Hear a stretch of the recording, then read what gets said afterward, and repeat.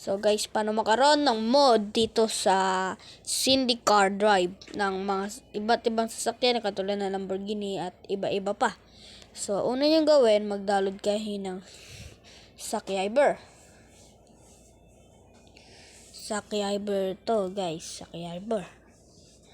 Yan guys. Ida-download nyo yan. I-exit kayo dyan.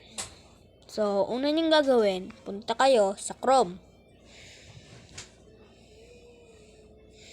Mod. Sulat nyo dyan ay mod.io. Yan. Pindutin nyo tong get started. Yan. And for player. Mag-wait lang kayo dyan. And search Cindy.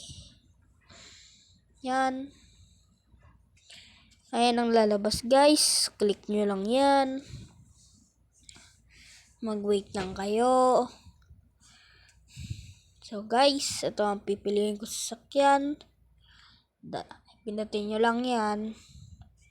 Pindutin nyo tong download. Pagka-download nyan, malalaman nyo na yan. Okay dito, downloads. Nakikita nyo na yan. Yan. So, gagawin nyo, ayan. Tapos nyan, hanapin nyo lang yung inano. So, hanapin lang natin. Pag nakalabas yan dyan, kunyari ito. Copy. Alis dyan. Go dito sa Android. Data.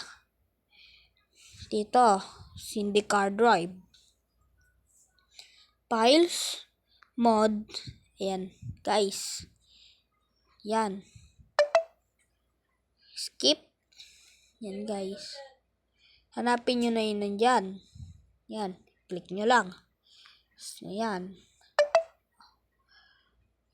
Yan guys. Pagkatapos nyan, ay nalalabas na yan dyan.